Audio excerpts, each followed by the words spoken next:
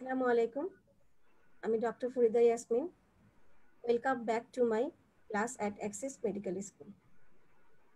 গত কয়েক সপ্তাহ ধরে আমি সিস্টেমিক প্যাথোলজি, বিভিন্ন ইম্পর্টেন্ট সিস্টেম এবং তার ইম্পর্টেন্ট কিছু ডিজিজ নিয়ে ধারাবাহিকভাবে আলোচনা করছিলাম। তো সেই ধারাবাহিকতায় গত সপ্তাহে আমি একটা ইম্পর্টেন্ট সিস্টেম আমাদের বডি, যেটা হচ্ছে লিভার, এই লিভার প্যাথোলজির ধারাবাহিক আলোচনায় আমি প্রথম ক্লাসটা গত সপ্তাহে নিয়েছি। তো প্রথম ক্লাসে আমি যা আলোচনা করেছিলাম তার সামারি হচ্ছে লিভারের হিস্টোলজি আমি আলোচনা করেছি এবং general patterns of liver sell injury, অর্থাৎ লিভার সেল ইনজুরি কি কি কারণে হয় এবং কোন কোন মেকানিজমে লিভার সেলে ইনজুরি হয় এবং ইনজুরি হলে পরবর্তীতে কি কি মরফোলজিক্যাল চেঞ্জগুলো হয়, এগুলো সব আমি ডিটেলস গত ক্লাসে আলোচনা করেছি। তো আজকে যারা নিউ কামার এই ক্লাসে অ্যাটেন্ড করছো, তোমরা গত ক্লাসটা একটু দেখে নিবে, তাহলে আজকে ক্লাসটা বুঝতে তোমাদের জন্য একটু সহজ হবে। তো আজকে আমি এই লিভার প্যাথোলজির দ্বিতীয় ক্লাসে ভাইরাল হেপাটাইটিস এই ডিজিজটা নিয়ে আলোচনা করব। তো কেন আমি ভাইরাল হেপাটাইটিস নিয়ে আলোচনা করতে চাচ্ছি? তো ভাইরাল হেপাটাইটিস এটা হচ্ছে এমন একটা ডিজিজ যেটা গ্লোবাল বার্ডেন অফ ডিজিজেস, যে ডিজিজগুলো আছে তার মধ্যে একটি অন্যতম। সারা পৃথিবীতে প্রায় 2.3 বিলিয়ন পিপল এই ভাইরাল হেপাটাইটিসে আক্রান্ত এবং এর মধ্যে প্রায় 400 মিলিয়ন ক্রনিক হেপাটাইটিসে আক্রান্ত থাকে। তো এই ভাইরাল হেপাটাইটিসে যেহেতু সারা পৃথিবীর মানুষজনই আক্রান্ত হয় এবং আমাদের দেশও এর বাইরে নয়, তাই ভাইরাল হেপাটাইটিস এই ডিজিজটা সম্পর্কে আমাদের ডিটেলস জানতে হবে, যাতে করে আমরা এর প্রিভেনশন এবং ম্যানেজমেন্ট সম্পর্কে আমাদের একটা ভালো ধারণা হয়। তো আসো আজকের আমি ক্লাসটা শুরু করি।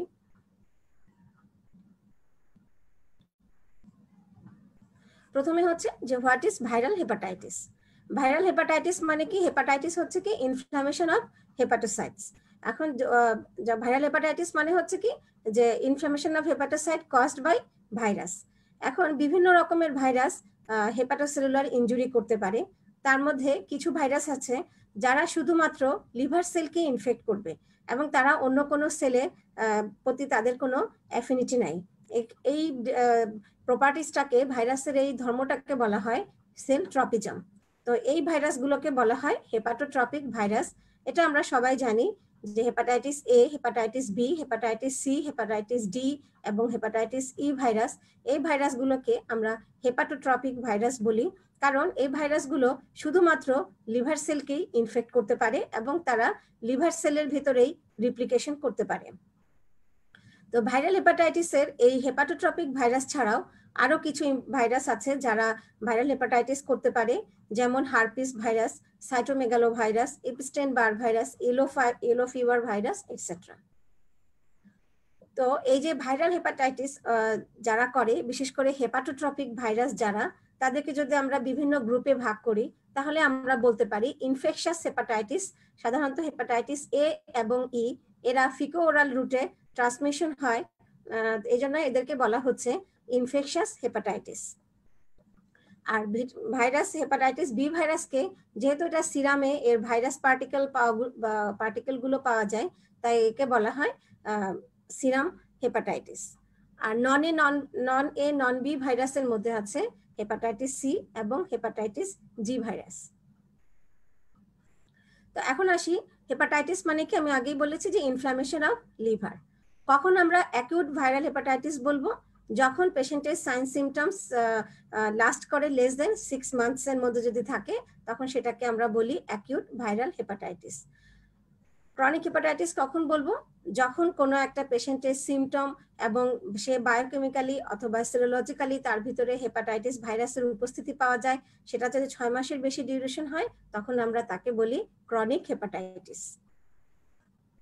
তো এখন আসি, এই যে হেপাটোট্রপিক ভাইরাসগুলো A B C D E, এই ভাইরাসগুলোর একটা শর্ট সামারি, এদের যে প্রপার্টিস গুলো, এদের যে ক্যারেক্টারিস্টিক্স গুলো, সেগুলোর আমি একটু শর্ট সামারি বলছি। তো আজকে ক্লাসে যারা অ্যাটেন্ড করছে, আমি জানি যে এই ভাইরাল হেপাটাইটিস বা হেপাটাইটিস ভাইরাসগুলো সম্পর্কে তোমরা ভাইরোলজি ক্লাসে ডিটেলস জেনেছো অথবা জেনে থাকবে।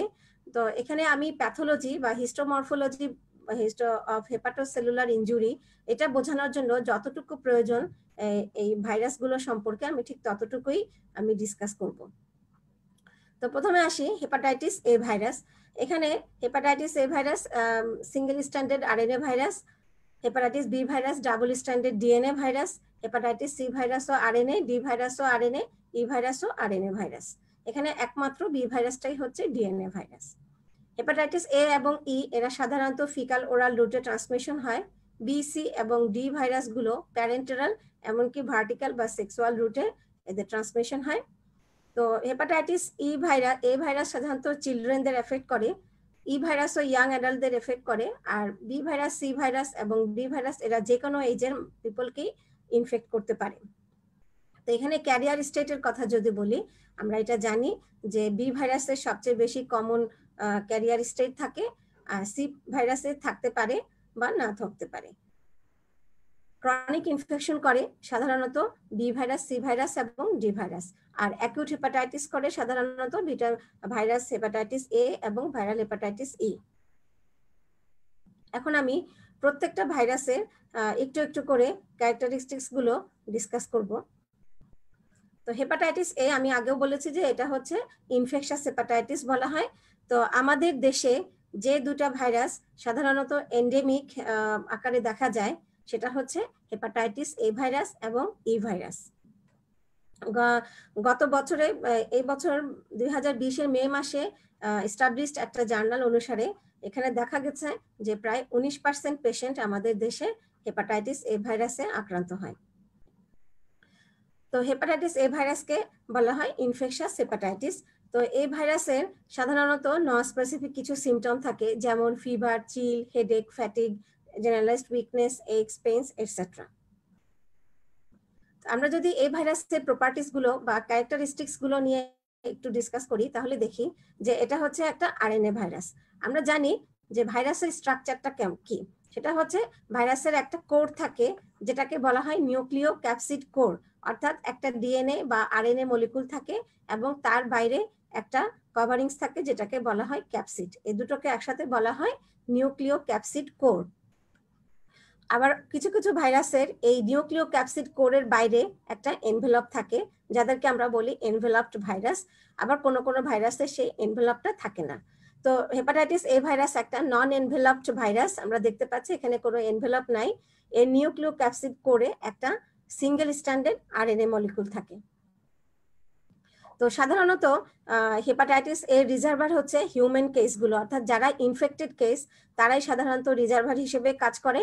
তো আমরা যদি কোনো ইনফেক্টেড কেসের ক্লোজ কন্ট্যাক্টে থাকি অথবা যদি কন্টামিনেটেড ফুড অথবা ওয়াটারের মাধ্যমে সাধারণত এক পার্সন থেকে আরেক পার্সনে হেপাটাইটিস এটা ট্রান্সমিট করতে পারে। তো এ কারণে দেখা গেছে কি যে স্কুল, নার্সারি অথবা যেখানে অনেক মানুষ একসাথে থাকে, যেখানে পুয়ার হাইজিন মানে হাইজিন ভালোভাবে মেনটেন করা হয় না, পুয়ার স্যানিটেশনের ব্যবস্থা, তো সেসব জায়গাতে অনেক সময় হেপাটাইটিস এ ভাইরাস এপিডেমিক আকারে দেখা যেতে পারে।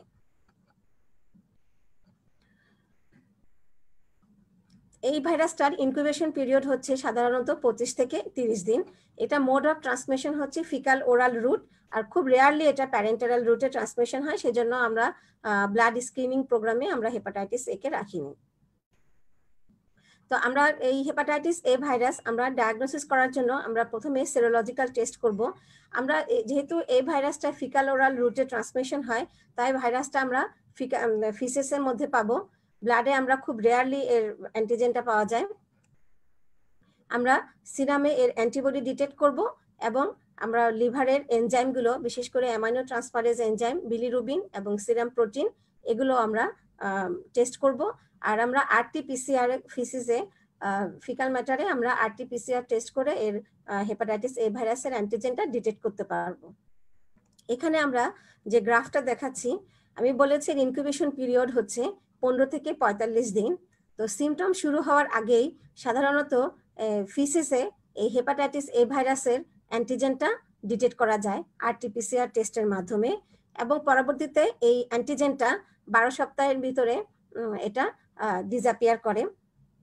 তো সিমটম শুরু হওয়ার কিছুদিনের মধ্যেই সিরামে আইজিএম টাইপের অ্যান্টি এইচএবি অ্যান্টিবডি এটা ডিটেক্ট করা যায়।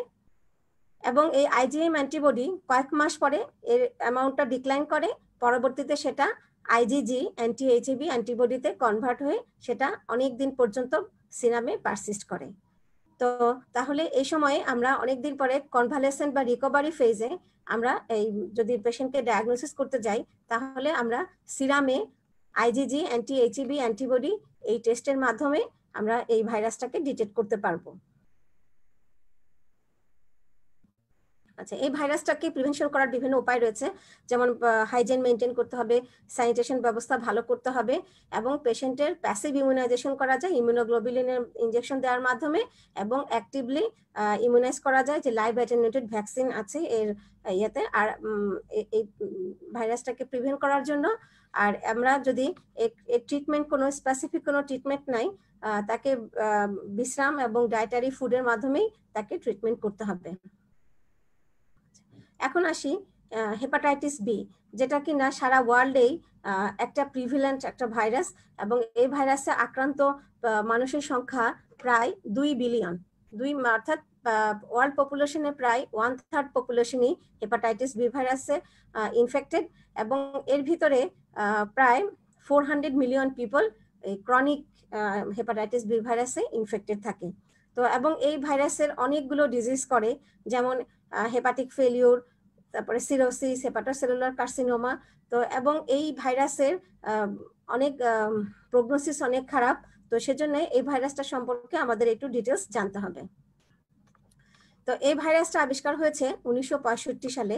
ডক্টর ব্লুমবার্গ উনি হিমোফিলিয়া পেশেন্টদের যে ব্লাড সিরাম নিয়ে টেস্ট করার সময় উনি একটা অ্যান্টিজেন দেখেছেন, তো যে অ্যান্টিজেনটার সাথে যে ওই পেশেন্টের অ্যান্টিবডি রিয়াক্ট করেছিল, তো উনি এটাকে, যেহেতু ওই পেশেন্টটা অস্ট্রেলিয়ান অ্যাবরিজিন ছিল, অস্ট্রেলিয়ান আদিবাসী ছিল, তো সেজন্য ওই অ্যান্টিজেনটাকে তিনি নামকরণ করেছেন অস্ট্রেলিয়া অ্যান্টিজেন। তো পরবর্তীতে ওটা প্রমাণ হয়েছে যে ওই অ্যান্টিজেনটা আসলে আর কিছুই না, হেপাটাইটিস বি ভাইরাসের সারফেস অ্যান্টিজেন। তো কিন্তু তার নামটা অস্ট্রেলিয়া অ্যান্টিজেন নামটা রয়ে গিয়েছে, এবং ডক্টর ব্লুমবার্গ এই জন্য নোবেল প্রাইজ পেয়েছেন। তো হেপাটাইটিস বি ভাইরাসকে আমরা সিরাম হেপাটাইটিসও বলতে পারি, কারণ সিরামে এর অ্যান্টিজেনিক ফর্ম এবং অ্যান্টিবডি ফর্ম দুটোই অনেক দিন যাবত সিরামে এটাকে পাওয়া যায়। এটা সাধারণত প্যারেন্টারাল রুটে ট্রান্সমিশন হয়, এবং এই হেপাটাইটিস বি ভাইরাস ইনফেকশনটা হোল ওয়ার্ল্ডে একটা এন্ডেমিক ডিজিজ হিসেবে পরিগণিত। তো হেপাটাইটিস বি ভাইরাস কি কি ডিজিজ করতে পারে সেটা সম্পর্কে আমরা একটু জানি, যে একটা বিরাট গ্রুপ যখন অ্যাকুট ইনফেকশন হয় হেপাটাইটিস বি ভাইরাসের, পরবর্তীতে সেটা সাবক্লিনিক্যাল অর্থাৎ অ্যাসিমটোমেটিক হিসেবে পেশেন্ট থেকে যায়, এবং প্রায় 100%ই রিকভারি হতে পারে। এর ভিতরে আরেকটা group 20 to 25% patients acute hepatitis develop করতে পারে, এবং এই অ্যাকিউট হেপাটাইটিস পেশেন্টও পরবর্তীতে প্রায় 99%ই নর্মালি রিকভারি হয়ে যায়, এবং এর মধ্যে খুব অল্প পরিমাণ less than 1% পেশেন্ট ফালমিনেন্ট হেপাটাইটিস, বা যেটাকে আমরা অ্যাকুট লিভার ফেলিউর বলতে পারি, হেপাটাইটিসে আক্রান্ত হতে পারে এবং সেখান থেকে ডেথ হতে পারে। তো সবচেয়ে ইম্পর্টেন্ট যে ক্যাটাগরিটা হেপাটাইটিস বি ভাইরাস ইনফেকশনের, সেটা হচ্ছে 5 to 10% হেলদি ক্যারিয়ার হিসেবে থাকতে পারে, এবং একমাত্র হেপাটাইটিস বি ভাইরাসেরই এই ক্যারিয়ার স্টেটটা থাকে। তো এখানে ক্যারিয়ার স্টেট সাধারণত দু রকমের থাকে। একটা হচ্ছে কি, যে পেশেন্ট ভাইরাসটা ক্যারি করছে এবং তার কোনো লিভার ড্যামেজ নাই এবং তার কোনো সিমটমও নাই। আর আরেকটা হচ্ছে যে পেশেন্টের ভাইরাস ক্যারি করছে, তার হেপাটাইটিস বি সারফেস অ্যান্টিজেন তার মধ্যে পজিটিভ আছে, এমনকি তার anti hepatitis E virus antibody সেটাও পজিটিভ থাকে, এবং যদি আমরা তার ট্রান্সামাইনেস টেস্ট করি মাইল্ড ইনক্রিজ থাকতে পারে, কিন্তু পেশেন্টের কোনো সিমটম থাকে না। তো যেহেতু এই পেশেন্টের ভাইরাস পজিটিভ কিন্তু তার কোনো সিমটম থাকে না, সেই জন্য এই পেশেন্টগুলোকে বলা হচ্ছে হেলদি ক্যারিয়ার, অথবা অনেক সময় এদেরকে ইনঅ্যাক্টিভ ক্যারিয়ারও বলা হয়। তো এই পেশেন্টগুলাই কিন্তু পরবর্তীতে দেখা যাচ্ছে যে অনেক প্রগনোসিস যদি বলি, যে এদের আবার পরবর্তীতে যখন তাদের ইমিউনো সাপ্রেসড স্টেট হবে, এইজ হবে, তখন সেখানে সে কো ইনফেকশন হতে পারে অথবা রিপিটেড ইনফেকশন হতে পারে, এবং সেখান থেকে তার ব্যাড প্রগনোসিস হতে পারে। অ্যাকুট ইনফেকশনের পরে একটা গ্রুপ দেখা গেছে যে 4% ক্ষেত্রে পারসিস্টেন্ট ইনফেকশন থাকে এবং সেখান থেকে তারা রিকভারি করতে পারে, অথবা তারা ক্রনিক হেপাটাইটিসে তারা কনভার্ট হতে পারে। তো ক্রনিক হেপাটাইটিসের ফেট হচ্ছে কি, যে সিরোসিস হবে, এবং সিরোসিসের ফেট হচ্ছে হেপাটোসেলুলার কার্সিনোমা, এবং হেপাটোসেলুলার কার্সিনোমার ফেট হচ্ছে যে ব্যাড প্রগনোসিস অর্থাৎ ডেথ। তো এই যে clinical spectrum of hepatitis B virus infection, এর জন্যই এই স্পেকট্রামগুলো সাধারণত অন্যান্য ভাইরাসে কম দেখা যায়। তো সে কারণেই হেপাটাইটিস বি ভাইরাসের মেইন ক্যারেক্টারিস্টিক হচ্ছে এর অনেকগুলো ডিজিজ স্টেট থাকে। তো হেপাটাইটিস বি ভাইরাসের এজেন্ট হচ্ছে হেপাটাইটিস বি ভাইরাস। তো আমরা সাধারণত হেপাটাইটিস বি ভাইরাসটাকে যদি আমরা স্ট্রাকচারটা দেখি, এখানে নিউক্লিও ক্যাপসিড কোর, এই কোরের ভিতরে একটা circular double standard DNA molecule থাকে এবং এর বাইরে থাকে একটা ক্যাপসিড। আচ্ছা, এখন এর যে অ্যান্টিজেন গুলো আমরা এখানে দেখতে পাচ্ছি, এর বাইরে যে একটা এনভেলপ, এই এনভেলপটা তৈরি হয় প্রোটিন, কার্বোহাইড্রেট এবং ফ্যাট দিয়ে, এবং এখানে থাকে কি, যে সারফেস অ্যান্টিজেন থাকে। আর কোরের ভিতরে থাকে যে নিউক্লিও ক্যাপসিড কোরের ভিতরে আমরা এখানে দেখতে পাচ্ছি একটা কোর অ্যান্টিজেন, এবং তার ভিতরে হচ্ছে হেপাটাইটিস বি ই অ্যান্টিজেন। তাহলে আমরা এর 3 ধরনের অ্যান্টিজেন দেখি, একটা হচ্ছে ই অ্যান্টিজেন, একটা হচ্ছে কোর অ্যান্টিজেন, এবং এনভেলপের সারফেস অ্যান্টিজেন। তো সাধারণত সিরামে এই যে ফুললি এনভেলপড কোর সহ যে এনভেলপ যে ভাইরাসটা, এটাকে বলা হচ্ছে ডেন পার্টিকেল। আর যখন কোর ছাড়া শুধু এনভেলপটা অনেক সময় সিরামে এই স্ফেরিক্যাল এবং এলনগেটেড যে উইদাউট কোর যে পার্টিকেল গুলো, এগুলো সাধারণত সিরামে পাওয়া যায়। অর্থাৎ সিরামে আমরা 3টা ফর্ম পাই, একটা হচ্ছে ডেন পার্টিকেল, একটা হচ্ছে স্ফেরিক্যাল এবং এলনগেটেড পার্টিকেল উইদাউট কোর। তো সাধারণত এই ডেন পার্টিকেলটাই হচ্ছে ইনফেকশাস, অর্থাৎ সেই শুধুমাত্র হেপাটোসাইটকে ইনফেক্ট করতে পারবে। আমরা যদি এর স্ট্রাকচারটা আবার দেখি, যে সারফেস অ্যান্টিজেনের একটা কোড থাকে, একটা এনভেলপ থাকে, এবং তার ভিতরে একটা ডাবল স্ট্যান্ডার্ড ডিএনএ মলিকুল, এখানে একটা ডিএনএ পলিমারেজ এনজাইম থাকে যে কিনা ভাইরাস রিপ্লিকেশনে হেল্প করে। এখন আসি যে মানুষই একমাত্র এই যে হেপাটাইটিস বি ভাইরাসের রিজার্ভার হিসেবে কাজ করে। ইনফেক্টেড ম্যাটেরিয়াল হচ্ছে কন্টামিনেটেড ব্লাড, যেটা কিনা হচ্ছে হেপাটাইটিস বি ভাইরাসের সবচেয়ে মেইন সোর্স, এবং যে কারণে আমরা যখন কোনো ডোনার থেকে ব্লাড ডোনেট করা হবে, তখন আমরা অবশ্যই হেপাটাইটিস বি ভাইরাস স্ক্রিনিং করে নিব। তো সাধারণত স্যালাইভা, ভেজানাল সিক্রেশন এবং সিমেনেও দেখা গেছে হেপাটাইটিস বি ভাইরাসের উপস্থিতি পাওয়া গেছে। তো কারা কারা এই হেপাটাইটিস বি ভাইরাসে ইনফেকশনের জন্য high risk group? People from endemic regions, babies of mothers with chronic hepatitis B virus, অর্থাৎ মায়ের যদি বি ভাইরাস ইনফেকশন থাকে, এটা ভার্টিক্যাল ট্রান্সমিশনের মাধ্যমে বেবিতে হেপাটাইটিস বি ভাইরাস যাওয়ার পসিবিলিটি অনেকটাই থেকে যায়। Intravenous drug abuser, people with multiple sex partners, haemophilia patients যাদের সবসময় ব্লাডের প্রয়োজন হয়, তো তারাও একটা vulnerable group. healthcare personnel who have contact with blood and patients who are immunocompromised, অর্থাৎ immunosuppressed পেশেন্টসরাও হেপাটাইটিস বি ভাইরাসের জন্য একটা হাই রিস্ক গ্রুপ। তো হেপাটাইটিস বি ভাইরাসের যে অ্যান্টিজেন গুলো আছে, আমি আগেই বলেছি 3 ধরনের অ্যান্টিজেন আছে। একটা হচ্ছে হেপাটাইটিস বি সারফেস অ্যান্টিজেন, যেটা এনভেলপে থাকে, যেটার একটা নাম হচ্ছে অস্ট্রেলিয়ান অ্যান্টিজেন, আর কোরে থাকে 2টা প্রোটিন, একটা হচ্ছে কোর অ্যান্টিজেন এবং একটা হচ্ছে ই অ্যান্টিজেন। হেপাটাইটিস বি ভাইরাসের ইনকিউবেশন পিরিয়ড একটু লম্বা, প্রায় 60 to 90 ডেজ। তো এটা কোন কোন রুটে ট্রান্সমিশন হয়? সাধারণত প্যারেন্টারাল রুট, যেমন আইভি রুট, ড্রাগ অ্যাবিউজার যারা, সেই রুটে ট্রান্সমিশন হয়। সেক্সুয়াল রুটে ট্রান্সমিশন হতে পারে, পেরিনেটাল, যেটাকে আমরা ভার্টিক্যাল ট্রান্সমিশন বলতে পারি। তো সাধারণত হাই প্রিভিলেন্ট এরিয়াতে ভার্টিক্যাল ট্রান্সমিশনটা বেশি হয়, আর যেখানে প্রিভিলেন্স মাঝামাঝি ধরনের, সেখানে হচ্ছে হরাইজন্টাল ট্রান্সমিশন অর্থাৎ পার্সন টু পার্সন ট্রান্সমিশনটা বেশি হয়। আর যেখানে লো প্রিভিলেন্স কান্ট্রি, যেখানে প্রিভিলেন্সটা কম্পারেটিভলি কম, সেখানে সাধারণত সেক্সুয়াল রুটেই বি ভাইরাসের ট্রান্সমিশনটা বেশি হয়। তো আমাদের দেশে সাধারণত ভার্টিক্যাল এবং হরাইজন্টাল 2 ধরনের ট্রান্সমিশনই আমাদের দেশে হয়। তো আমরা ডায়াগনোসিস করার জন্য আমরা সেরোলজি টেস্ট করব, তাকে লিভার যে বায়োকেমিক্যাল অ্যানালাইসিস, যেমন অ্যামাইনো ট্রান্সফার টাইম এবং টোটাল বিলিরুবিন দেখব। আমরা হিস্টোলজি, লিভার বায়োপসি করে আমরা হিস্টোলজি করব, histomorphological pattern of hepatitis B virus infection কারণে যে হেপাটোসেলুলার ইনজুরি হচ্ছে, সেগুলো আমরা দেখতে পারি। ভাইরাল ডিএনএ আমরা দেখতে পারি সিরামে পিসিআর টেস্টের মাধ্যমে, এবং সবচেয়ে মানে ইম্পর্টেন্ট হচ্ছে লিভার বায়োপসি, যেটার জন্য আমরা এর যে ক্রনিক হেপাটাইটিস, যেখানে ইনফ্লামেশন এবং ফাইব্রোসিস এগুলো গ্রেডিং স্টেজিং করবো, পরবর্তীতে আমরা পেশেন্টকে অ্যাকুরেট ট্রিটমেন্ট প্ল্যানে যেতে পারবো। তো এখন আসি, এই যে গ্রাফটা এখানে আমরা যা দেখতে পাচ্ছি সেটা হচ্ছে এর সাধারণত লং একটা ইনকিউবেশন পিরিয়ড 4 থেকে 26 সপ্তাহ। তো যখন জন্ডিস ডেভেলপ করে বা পেশেন্টের সিমটম থাকে তার আগেই, তার জাস্ট আগে দিয়ে কি হয় যে সিরামে সারফেস অ্যান্টিজেন অ্যাপিয়ার করে, এবং এই সারফেস অ্যান্টিজেনটা যখন তার ওভার সিমটম থাকে তখন হাইয়েস্ট লেভেলে থাকে, পরবর্তীতে সেটা 12 সপ্তাহের ভিতরে এটা ডিক্লাইন করে। এবং এই সারফেস অ্যান্টিজেন যখন বাড়তে থাকে সে সময় সিরামে যে ট্রান্সঅ্যামাইনেজ এনজাইমগুলো এগুলো তখন রেজ করতে থাকে, এবং একই সাথে সিমটম শুরু হওয়ার জাস্ট পরপরই হেপাটাইটিসের ই অ্যান্টিজেন এবং বি ভাইরাসের ডিএনএ এগুলাও আমরা সিরামে ডিটেক্ট করতে পারি। 12 থেকে 14 সপ্তাহের ভিতরে যখন সারফেস অ্যান্টিজেনটা লেভেলটা একেবারে কমে যাবে, তখন আইজিজি অ্যান্টি এসবিএস অ্যান্টিবডি, অর্থাৎ অ্যান্টিবডিটা তখন সিরামে অ্যাপিয়ার করতে শুরু করবে। তো এখানে একটা কথা আছে যে যখন সারফেস অ্যান্টিজেন লেভেলটা একদম কমে যায় এবং অ্যান্টিবডিটা অ্যাপিয়ার করতে কিছুটা সময় নেয়, তো এই মাঝখানে আমরা বায়োকেমিক্যাল টেস্ট করে সারফেস অ্যান্টিজেন অথবা অ্যান্টিবডি আমরা কোনো কিছুই সিরামে পাই না। তো এই পিরিয়ডটাকে বলা হয় উইন্ডো পিরিয়ড।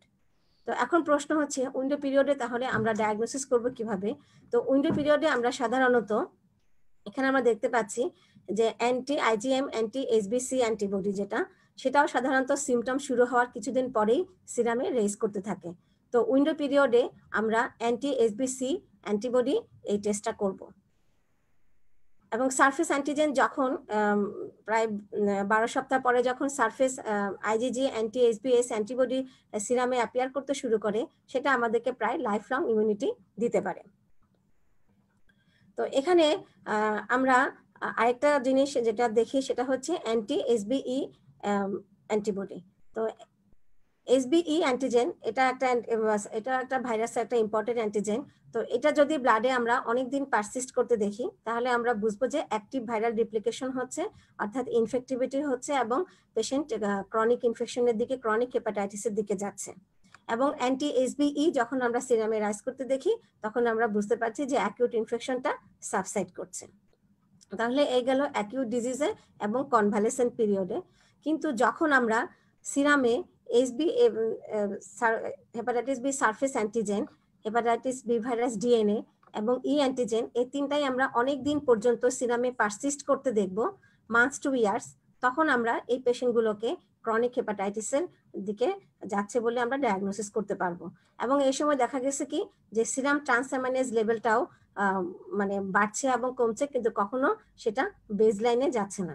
অর্থাৎ আমরা এখানে ই অ্যান্টিজেন, সারফেস অ্যান্টিজেন এবং হেপাটাইটিস বি ভাইরাস ডিএনএ এর মাধ্যমে আমরা ক্রনিক ক্যারিয়ার অথবা ক্রনিক হেপাটাইটিসটাকে আমরা ডায়াগনোসিস করতে পারবো। তো এখানে আমরা হেপাটাইটিস বি ভাইরাস ইনফেকশনের যে ক্রাইটেরিয়াগুলো, ডায়াগনোসিসের ক্রাইটেরিয়াগুলো আমরা যদি বলি, যে যখন আমরা সারফেস অ্যান্টিজেন পজিটিভ পাবো, ই অ্যান্টিজেন পজিটিভ পাবো এবং আইজিএম অ্যান্টি এসবিসি অর্থাৎ কোর অ্যান্টিজেন অ্যান্টিবডিটা পাবো, তখন আমরা এটা ইন্টারপ্রিটেশন করব কিভাবে যে অ্যাকিউট বি ভাইরাস ইনফেকশন হয়েছে এবং পেশেন্ট এই সময় হাইলি ইনফেকশাস আছে। পরবর্তীতে যখন surface antigen, E antigen positive এবং আইজিজি অ্যান্টি এসবিসি এটা পজিটিভ হবে, তখন আমরা বুঝবো যে patient chronic hepatitis B infection হয়েছে অথবা তার আগে ইনফেকশন হয়েছে, এটা আমরা কনফার্ম করতে পারবো। যদি শুধুমাত্র সারফেস অ্যান্টিজেন পজিটিভ থাকে এবং আইজিজি অ্যান্টি এসবিসি অ্যান্টিজেন অ্যান্টিবডিটা পজিটিভ থাকে, তাহলে আমরা chronic hepatitis B virus infection অথবা ক্যারিয়ার স্টেট, কিন্তু আমরা লো ইনফেক্টিভিটি আমরা ধরে নিব। সিরামে যদি শুধুমাত্র অ্যান্টি এসবিসি আইজিএম থাকে তাহলে সাধারণত এই কন্ডিশনটা খুব কমই পাওয়া যায় এবং এখানে আমরা বুঝবো যে পেশেন্টটা ইনফেকশাস। আর যদি আমরা শুধুমাত্র অ্যান্টি এসবিসি আইজিজি অ্যান্টিবডি পাই, অন্য সবগুলো নেগেটিভ থাকে, সেক্ষেত্রে আমরা মানে previous hepatitis B virus infection হয়েছে এটা আমরা বুঝতে পারবো। যখন আমরা শুধু ব্লাডে সবকিছু নেগেটিভ, শুধু অ্যান্টি HbS পজিটিভ থাকবে, তখন আমরা বুঝে নেব যে পেশেন্টের ভ্যাকসিন দেওয়া হয়েছে এবং পেশেন্টের ইমিউনিটি ডেভেলপ করেছে। তো হেপাটাইটিস বি ভাইরাস প্রিভেনশনের জন্য আমরা ভ্যাকসিন ইউজ করি। হাইলি ইফেক্টিভ রিকম্বিনেন্ট ভ্যাকসিন এখন অ্যাভেলেবল। আমরা অ্যাকুট ইনফেকশনের জন্য হেপাটাইটিস বি ইমিউনোগ্লোবুলিন দিতে পারি, এবং পেশেন্টকে আমরা অবশ্যই ব্লাড দেওয়ার সময় আমরা ডোনার স্ক্রিনিং করি। বডি ফ্লুইড বা ব্লাডের বা ব্লাড প্রোডাক্ট যখন আমরা কাউকে ডোনেট করি তখন অবশ্যই স্ক্রিনিং করা হবে, এবং এই স্ক্রিনিং এর মাধ্যমে হেপাটাইটিস বি ভাইরাসের ইনফেকশনটাকে এখন প্রিভেন্ট করা হচ্ছে। আচ্ছা, এখন আসি hepatitis C virus. Hepatitis C ভাইরাসও খুব গুরুত্বপূর্ণ এই জন্য যে পুরো ওয়ার্ল্ডে প্রায় 185 মিলিয়ন পিপল হেপাটাইটিস সি ভাইরাসে আক্রান্ত, এবং হেপাটাইটিস সি ভাইরাসের একটা গুরুত্বপূর্ণ বৈশিষ্ট্য হচ্ছে কি যে এর বেশিরভাগই প্রায় মোর দেন 80% হেপাটাইটিস সি ভাইরাস ইনফেকশন নিয়ে ক্রনিক হেপাটাইটিস করে, এবং সেখান থেকে সিরোসিস এবং হেপাটোসেলুলার কার্সিনোমা করতে পারে। তো হেপাটাইটিস সি ভাইরাসের স্ট্রাকচারটা যদি দেখি, এটা হচ্ছে একটা সিঙ্গেল স্ট্যান্ডার্ড আরএনএ ভাইরাস, এবং এটা একটা এনভেলপড ভাইরাস। তো এই ভাইরাসটার আরেকটা বৈশিষ্ট্য হচ্ছে যে এই ভাইরাসের অনেক বেশি জেনোমিক ইনস্টেবিলিটি এবং অ্যান্টিজেনিক ভ্যারিয়েবিলিটি। তো এবং এই অ্যান্টিজেনিক ভ্যারিয়েবিলিটির কারণে এই ভাইরাসের এগেনস্টে ইফেক্টিভ ভ্যাকসিন এখন পর্যন্ত তৈরি করা যায়নি, এবং এই ভাইরাস ইনফেক্টেড পিপলে যে আইজিজি অ্যান্টিবডিটা তৈরি হয় সিরামে, তো সেটা সাধারণত লাইফ লং ইমিউনিটি দিতে পারে না। এবং দেখা গেছে কি যে একই ইন্ডিভিজুয়ালে, একটা সেম ইন্ডিভিজুয়ালে এই একটা হেপাটাইটিস সি ভাইরাস যখন ইনফেক্ট করে এবং সেখান থেকে তারা মাল্টিপল স্ট্রেন বা মাল্টিপল জেনোটাইপের ভাইরাস একই ব্যক্তির মধ্যে থাকতে পারে, যেটাকে বলা হয় কোয়াসি স্পেসিস। তো এরকম এই ভ্যারিয়েবিলিটির কারণে এই ভাইরাসটা বডিতে দেখা যাচ্ছে তার আমাদের যে ইমিউন সার্ভিলেন্স বা আমাদের বডির যে ইমিউন সিস্টেম, সেখান থেকে তারা ইভেড করতে পারে বা এসকেপ করতে পারে, এবং তারা কোনো না কোনোভাবে তারা বিভিন্ন রকম স্ট্র্যাটেজি মেনটেন করে তারা হেপাটোসাইটকে ইনফেক্ট করতে পারে এবং তারা পারসিস্টেন্ট ইনফেকশন করতে পারে। তো এই ভাইরাসের মোড অফ ট্রান্সমিশনও হচ্ছে intravenous drug user, health care exposure, blood transfusion of blood প্রোডাক্টসের মাধ্যমে এই ভাইরাসটা ইনফেকশন হতে পারে, হিমোডায়ালাইসিসের মাধ্যমে হতে পারে, accidental injury with needle sticks injury. এটা একটা গুরুত্বপূর্ণ রুট যে চ্যানেলে হেপাটাইটিস সি ভাইরাসটা সাধারণত ট্রান্সমিট করতে পারে, সেক্সুয়াল রুটে ট্রান্সমিট করতে পারে, এমনকি ভার্টিক্যাল ট্রান্সমিশনও হতে পারে। তো হেপাটাইটিস সি ভাইরাসের ক্ষেত্রে ইম্পর্টেন্স যেটা হচ্ছে যে এর ইনকিউবেশন পিরিয়ড এটা অনেক লম্বা, 2 থেকে 26 সপ্তাহ। তো যখন পেশেন্টের অ্যাকিউট সিমটম থাকে, জন্ডিস থাকে, তার আগেই সিরামে দেখা যাচ্ছে যে অ্যামাইনো ট্রান্সফারেজ লেভেলটা বেড়ে গেছে। তো এর কোনো অ্যান্টিজেন আমরা সাধারণত সিরামে পাই না। আমাদেরকে হেপাটাইটিস সি ভাইরাস ডায়াগনোসিস করতে গেলে পিসিআর টেকনিকের মাধ্যমে হেপাটাইটিস সি ভাইরাসের আরএনএ টেস্ট করতে হবে, এবং আমরা সিরামে সিমটমের কিছুদিন পরে আমরা সিরামে যেটা পাবো অ্যান্টি এইচসিবি অ্যান্টিবডি। তো অ্যান্টি এইচসিবি অ্যান্টিবডি অনেকদিন পর্যন্ত থাকতে পারে, যদিও আগেই বলেছি যেটা লাইফ লং ইমিউনিটি দিতে পারে না বা ইফেক্টিভ ইমিউনিটি দিতে পারে না, এবং এই ভাইরাসটা ইমিউন সিস্টেমকে ইভেড করতে পারে তার বিভিন্ন রকমের স্ট্র্যাটেজি মেনটেন করে, এবং সে পারসিস্টেন্ট ইনফেকশন করার ক্ষমতা রাখে। আচ্ছা, আমরা ক্রনিক হেপাটাইটিস সি ভাইরাস কিভাবে ডায়াগনোসিস করব? আমরা দেখতে পাচ্ছি যে সিরাম ট্রান্সথামাইনেজ লেভেলটা ওয়াক্স অ্যান্ড ওয়েনিং, অর্থাৎ বাড়ছে কমছে, কিন্তু তারা কখনো বেজ লাইনে আসছে না, এবং একই সাথে অনেকদিন ধরে হেপাটাইটিস সি ভাইরাস আরএনএটা সিরামে পজিটিভ থাকে। তো এই মার্কারগুলোর মাধ্যমে আমরা ক্রনিক হেপাটাইটিস সি ডায়াগনোসিস করতে পারি। তো আমরা হেপাটাইটিস সি ভাইরাসের আরএনএ দেখতে পারি এবং হেপাটাইটিস সি ভাইরাসের অ্যান্টিবডি দেখতে পারি। সাধারণত আমরা অ্যান্টিজেনটা ডিটেক্ট করতে পারি না। আমরা প্রিভেনশন করার জন্য ব্লাড টিস্যু অর্গান স্ক্রিনিং, এগুলো আমরা স্ক্রিনিং করে নিব।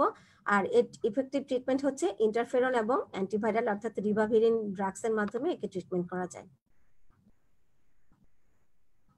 এখন হচ্ছে আরেকটা ভাইরাস ইম্পর্টেন্ট, যেটা হচ্ছে হেপাটাইটিস ডি ভাইরাস, যেটাকে ডেল্টা ভাইরাসও বলা হয়। তো এই ভাইরাসটা একটা ইম্পর্টেন্ট বিশেষত্ব হচ্ছে কি যে এই ভাইরাসটা তার লাইফ সাইকেলের জন্য, তার লাইফ সাইকেল কন্টিনিউ করার জন্য হেপাটাইটিস বি ভাইরাসের উপরে নির্ভরশীল থাকে। তো সেজন্য এটাকে স্যাটেলাইট ভাইরাসও বলা হয়। আমরা যদি এর স্ট্রাকচার দেখি, এটা একটা স্ফেরিক্যাল স্ট্রাকচার, 38 ন্যানোমিটার পার্টিকেল। এর আউটার কোড যেটা এনভেলপ যেটা সেটা সাধারণত হেপাটাইটিস বি ভাইরাসের সারফেস অ্যান্টিজেন দিয়ে তৈরি, এবং এর ভিতরে এর একটা circular single standard RNA molecule আছে এবং এর নিজস্ব যেটা অ্যান্টিজেন যেটাকে আমরা বলি ডেল্টা অ্যান্টিজেন। এবং এর লাইফ সাইকেল কমপ্লিট করার জন্য এই যে সারফেস অ্যান্টিজেনের যে এনভেলপটা এটা অবশ্যই প্রয়োজন, তাহলেই সে ইনফেক্ট করতে পারবে। তো হেপাটাইটিস বি ভাইরাস যেসব রুটে ট্রান্সমিশন হয় সাধারণত ডি ভাইরাসও একইভাবেই ভার্টিক্যাল ট্রান্সমিশন, হোরাইজন্টাল ট্রান্সমিশন এবং এগুলা সব ধরনের ট্রান্সমিশন হতে পারে, তবে সাধারণত সেক্সুয়ালি ট্রান্সমিটেড ডিজিজে বা সেক্সুয়াল রুটে ট্রান্সমিশনটা দেখা যায় না। তো হেপাটাইটিস ডি ভাইরাস ডায়াগনোসিস করা, হেপাটাইটিস ডি ভাইরাসের আমরা দুটা স্টেট দেখতে পাই, একটা হচ্ছে কো ইনফেকশন, একটা হচ্ছে সুপার ইনফেকশন। অর্থাৎ যখন হেপাটাইটিস বি ভাইরাস এবং ডি ভাইরাস একই সাথে সেম পিপলে ইনফেক্ট করে তখন সেটাকে আমরা বলি কো ইনফেকশন। আর যখন হেলদি ক্যারিয়ার স্টেট বা carrier state of hepatitis B virus, অর্থাৎ একজন মানুষ হেপাটাইটিস বি ভাইরাস ক্যারি করছে কিন্তু তার সিমটম নাই, তো সেই পেশেন্টদের ক্ষেত্রেও যে কোনো সময় হেপাটাইটিস ডি ভাইরাস ইনফেক্ট করতে পারে, যেটাকে আমরা বলি সুপার ইনফেকশন। তো আমরা এগুলো ডায়াগনোসিস করবো কিভাবে? যদি বি ভাইরাস এবং ডি ভাইরাস কো ইনফেকশন হয় তখন সেক্ষেত্রে আমরা একটা ইনফেক্টেড পিপলের সিরামে আমরা এসবিএসএজি পজিটিভ পাবো এবং আমরা হেপাটাইটিস ডি ভাইরাসের আরএনএ পজিটিভ পাবো। তো প্রথমে হেপাটাইটিস ডি ভাইরাসের অ্যান্টিবডিটাও আইজিএম অ্যান্টিবডি সিমটম শুরু হওয়ার শর্টলি আফটার সিমটম এটা রাইজ করবে, পরবর্তীতে আইজিএমটা চেঞ্জ হয়ে অ্যান্টি এইচডিবি আইজিজি অ্যান্টিবডিতে এটা কনভার্ট হবে, এবং সারফেস অ্যান্টিজেন যেটা প্রথমে পজিটিভ ছিল পরবর্তীতে অ্যান্টি এসবিএস অ্যান্টিবডিটাও ডেভেলপ করবে। অর্থাৎ কোইনফেকশন আমরা বুঝবো কিভাবে? যে হেপাটাইটিস ডি ভাইরাসের আরএনএও পজিটিভ আছে এবং হেপাটাইটিস বি ভাইরাস সারফেস অ্যান্টিজেনটাও পজিটিভ থাকে। আর সুপার ইনফেকশন আমরা কিভাবে বুঝবো? যখন দেখবো যে পেশেন্টের হেপাটাইটিস ডি ভাইরাসের আরএনএ পজিটিভ আছে এবং hepatitis B virus surface antigen positive আছে। তো তখন পেশেন্ট আগে থেকেই সারফেস অ্যান্টিজেন পজিটিভ ছিল, আগে থেকেই ছিল এবং এখনো সে সারফেস অ্যান্টিজেন পজিটিভ আছে, কিন্তু তার সিমটমের পরে আমরা তাকে হেপাটাইটিস ডি ভাইরাসের আরএনএ পজিটিভ পেয়েছি, তখন আমরা তাকে বলতে পারবো যে এটা সুপার ইনফেকশন। অর্থাৎ আগে থেকে সে সারফেস অ্যান্টিজেন পজিটিভ ছিল, পরবর্তীতে সে জন্ডিস ডেভেলপ করার পরে আমরা তাকে ডি ভাইরাস আরএনএ যখন পজিটিভ পেয়েছি তখন আমরা তাকে বলতে পারবো যে সুপার ইনফেকশন। আর এর মধ্যে ট্রান্সামাইনেজ লেভেলটাও বাড়তে থাকবে কিন্তু কখনো বেজলাইনে আসবে না। তো হেপাটাইটিস ডি ভাইরাস প্রিভেনশনের যে উপায়গুলো সেগুলো একই বি ভাইরাস যেভাবে আমরা যেমন ডোনার স্ক্রিনিং করব, ডোনার ব্লাড স্ক্রিনিং মাধ্যমে আমরা এই হেপাটাইটিস ডি ভাইরাস কে আমরা প্রিভেন্ট করতে পারি। এখন আসি হেপাটাইটিস ই ভাইরাস, যেটা কিনা এপিডেমিক আউটব্রেক হয়। আমাদের দেশে সাধারণত যে দুটো ভাইরাস এপিডেমিক আউটব্রেক হতে পারে সেটা হচ্ছে হেপাটাইটিস এ ভাইরাস এবং ই ভাইরাস। তো ই ভাইরাসটা এটাকে আমরা ফিকাল ওরাল রুটে ট্রান্সমিশন হয়, এটাকে এন্টেরিক ভাইরাসও বলা যায়। তো এই ভাইরাসটা সাধারণত ইয়াং অ্যাডাল্ট এবং অ্যাডোলেসেন্ট মানুষদেরকে বেশি আক্রান্ত করে, এবং পুরো ওয়ার্ল্ডের কথা যদি বলি প্রায় 20 মিলিয়ন পিপল হেপাটাইটিস ই ভাইরাসে আক্রান্ত থাকে। এর আরেকটা ক্যারেক্টার হচ্ছে বা বৈশিষ্ট্য হচ্ছে কি যে সাধারণত প্রেগনেন্ট মহিলাদের ক্ষেত্রে এই হেপাটাইটিস ই ভাইরাসটা হেপাটিক ফেলিউর করতে পারে। এর ইনকিউবেশন পিরিয়ড হচ্ছে 3 থেকে 8 সপ্তাহ। এর মোড অফ ট্রান্সমিশন হচ্ছে ফিকাল ওরাল রুট এবং ফিকাল কন্টামিনেশন। আমরা যদি কন্টামিনেটেড ফুড এবং ওয়াটার কেউ ইনটেক করে এবং তাহলে সে এই হেপাটাইটিস ই ভাইরাসে আক্রান্ত হতে পারে। সাধারণত পার্সন টু পার্সন ট্রান্সমিশনটা হচ্ছে uncommon. Hepatitis E virus diagnosis করার জন্য আমরা সাধারণত দেখেছি যে সিমটম শুরু হওয়ার আগেই, যেহেতু এটা ফিকাল ওরাল রুটে ট্রান্সমিশন হয়, তো আমরা পিসিআর টেকনিকের মাধ্যমে সিমটম শুরু হওয়ার আগে 2 সপ্তাহ আগে থেকেই আমরা স্টুলে এই ভাইরাসের অ্যান্টিজেনটাকে আমরা ডিটেক্ট করতে পারি, এবং পরবর্তীতে সিমটম শেষ হয়ে যাওয়ার পরে এই ভাইরাসের স্টুলটা যখন চলে যায় তখন আমরা সিরামে আইজিএম অ্যান্টি এইচইভি অ্যান্টিবডি এটা আমরা ডিটেক্ট করতে পারি, এবং কয়েক মাস পরে আইজিএম অ্যান্টিবডি রিপ্লেস হয় আইজিজি অ্যান্টি এইচইভি অ্যান্টিবডির মাধ্যমে। তো আমরা তখন total anti HEV antibody test করে আমরা এর আইজিজি পরিমাণটা দেখতে পারি এবং আমরা ভাইরাসটাকে সিরামে ডিটেক্ট করতে পারি।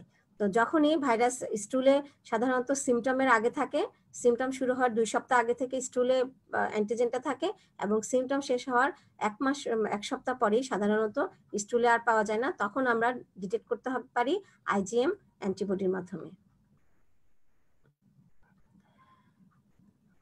আমরা এটাকে প্রিভেনশন করার জন্য ভালো একটা স্যানিটেশন, গুড স্যানিটেশনের মাধ্যমে এটাকে প্রিভেন্ট করতে পারি। আনকুকড শেলফিশ, বিশেষ করে ডেভেলপ কান্ট্রিতে যদি যারা শেলফিশ খায়, তো তারা সাধারণত আনকুকড শেলফিশের মাধ্যমে এই ভাইরাসটা ইনফেক্ট করতে পারে। তো সেজন্য ফ্রুট, ভেজিটেবল, শেলফিশ এগুলো খুব ভালো করে সেদ্ধ করতে হবে, তাহলে আমরা এই ভাইরাসটাকে প্রিভেন্ট করতে পারবো। তো আমি এতক্ষণ সেরোলজিক্যাল ডায়াগনোসিস অফ বিভিন্ন ধরনের ভাইরাস আমি আলোচনা করেছি। তো এখন আমি histomorphological pattern of hepatocellular injury by viral hepatitis, অর্থাৎ এই যে ভাইরাসগুলো কিভাবে হেপাটোসাইটকে ইনজুরি করে এবং হেপাটোসাইটকে ইনজুরির কি কি মরফোলজিক্যাল প্যাটার্ন আমরা দেখতে পাই এবং সেগুলো এখানে সেটা নিয়ে আমি আলোচনা করব। তো এখানে একটা কথা বলে রাখি, আমরা যে সেরোলজিক্যাল যে টেস্টগুলো করেছি, যেমন আমরা অ্যান্টিজেন সিরামে দেখেছি, অ্যান্টিবডি দেখেছি, এবং তার সাথে আমরা সিরাম ট্রান্সঅ্যামাইনেজ লেভেল যেগুলো অর্থাৎ হেপাটোসেলুলার এনজাইমগুলো যে আমরা দেখেছি সিরামে, তো সেগুলো সবকিছু কোইনসাইড করে হিস্টোমরফোলজিক্যাল প্যাটার্নের সাথে। অর্থাৎ যখন অ্যাকিউট লিভার ইনজুরি হবে বা অ্যাকিউট হেপাটোসেলুলার ইনজুরি হবে, তখন সেল নেক্রোসিস হয়ে সেলুলার যে কন্টেন্টগুলো লিক আউট হয় সিরাম ব্লাডে, তো সেই জন্যই আমরা দেখা যাচ্ছে যে অ্যামাইনো ট্রান্সফারেজ লেভেলটা অনেক হাই রাইজ থাকে, এসজিপিটি লেভেলটা অনেক বেশি হাই রাইজ থাকে, তাহলে আমরা বুঝতে পারবো যে এখানে হেপাটোসাইটের নেক্রোসিসটা অনেক বেশি। তারপর আমরা বিলিরুবিন দেখতে পারি, আমরা তার কোলেস্টাসিসের অ্যামাউন্টটা আমরা আইডিয়া করতে পারি। তো এখন আসি যে কিভাবে এই যে ভাইরাসগুলো হেপাটোসাইটকে ইনফেক্ট করে এবং কিভাবে সে পারসিস্ট করে। তো কোনো হেপাটোসাইট যখন হেপাটাইটিস এ ভাইরাস যখন লিভার সেলকে ইনফেক্ট করে, আমি আগে বলেছি যে এটা সাধারণত ফিকোরাল রুটে বডিতে এন্ট্রেন্স করতে পারে, করে সে যেহেতু সে হেপাটোট্রপিক ভাইরাস, সে লিভার সেলে ইনফেক্ট করবে। তো লিভার সেলে সে যখন ইনফেক্ট করে এবং রিপ্লিকেট করে, পরবর্তীতে ইমিউন সিস্টেম যদি ভালো থাকে এবং আমাদের ইমিউন সিস্টেম করে কি সাইটোটক্সিক CD8 পজিটিভ টি সেলকে অ্যাক্টিভেট করে, তখন সেই টি সেলের মাধ্যমে এই যে ভাইরাস ইনফেক্টেড সেলগুলো এগুলো অ্যাপোপ্টোসিস হয়ে যায়। তো যেটা কিনা আমরা অ্যাপোপ্টোটিক সেলগুলো আমরা কাউন্সিলমেন্ট বডি হিসেবে বা অ্যাসিডোফিল বডি হিসেবে আমরা হিস্টোলজিক্যালি গত ক্লাসেও আমি স্লাইড দেখিয়েছি, আজকে আবার দেখাবো। তো এই জন্য যেহেতু ভাইরাস এর এগেনস্টে হেপাটাইটিস বি ভাইরাসের এগেনস্টে CD8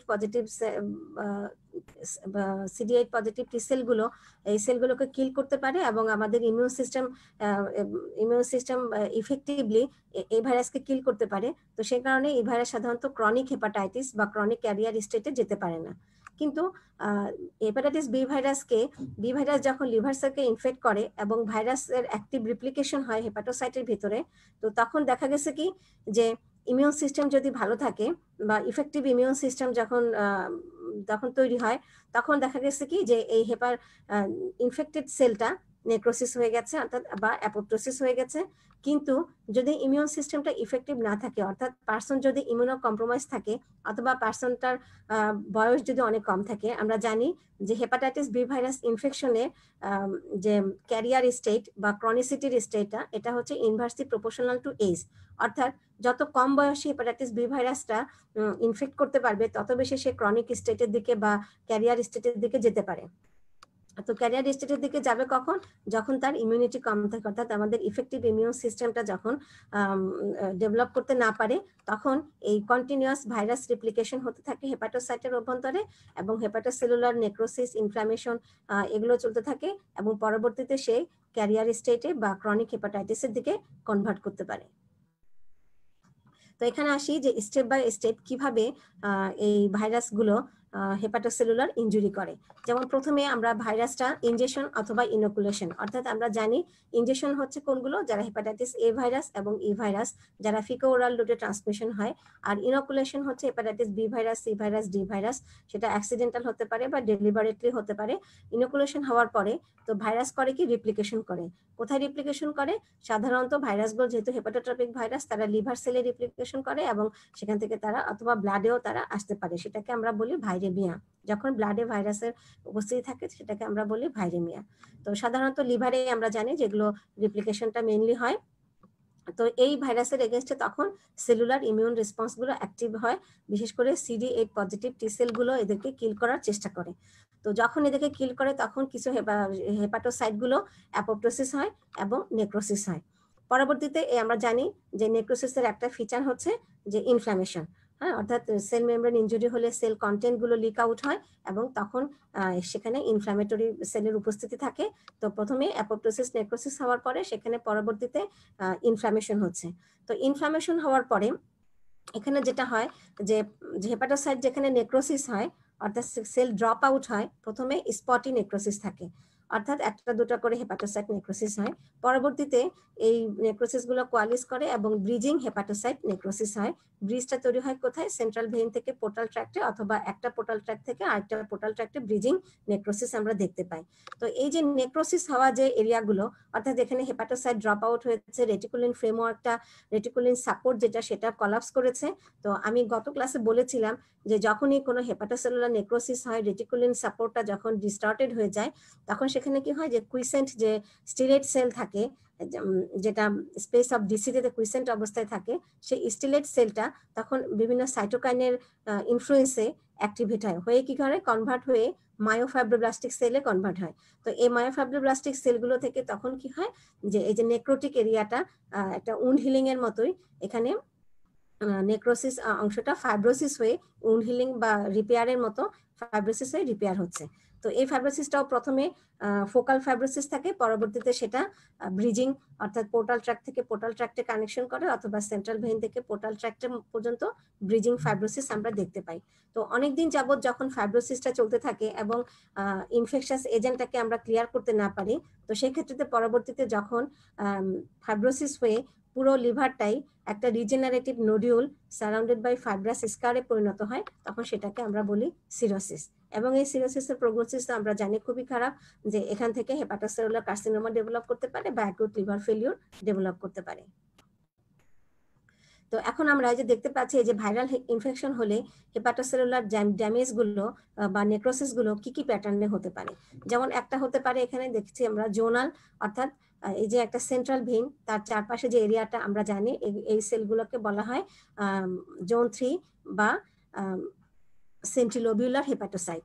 তো যখন টক্সিন অথবা হাইপোক্সিয়া কারণে এখানে অ্যাকিউট ইসকেমিয়া হয়, অথবা হাইপোক্সিয়া হয়, বা টক্সিন মেডিয়েটেড বা ড্রাগ ওভারডোজের কোনো কারণে কোনো ম্যাসিভ নেক্রোসিস হয়, তখন আমরা দেখতে পাই কি এই যে সেন্ট্রিলোবিউলার হেপাটোসাইটগুলোতে ম্যাসিভ একটা নেক্রোসিস হয়েছে বা ম্যাসিভ ড্রপ আউট হয়েছে, যেটাকে আমরা বলতে পারি জোনাল বা কনফ্লুয়েন্ট নেক্রোসিস। এবং এটাকে আমরা, যেহেতু এটা জোন 3 এরিয়া, সেটাকে আমরা জোনাল নেক্রোসিসও বলতে পারি। তো ভাইরাল ইনফেকশনে যদি হয়, তখন আমরা দেখতে পাই কি যে পোর্টাল সেন্ট্রাল ভেইন থেকে পোর্টাল ট্র্যাক্ট পর্যন্ত একটা ব্রিজিং নেক্রোসিস আমরা দেখতে পাই।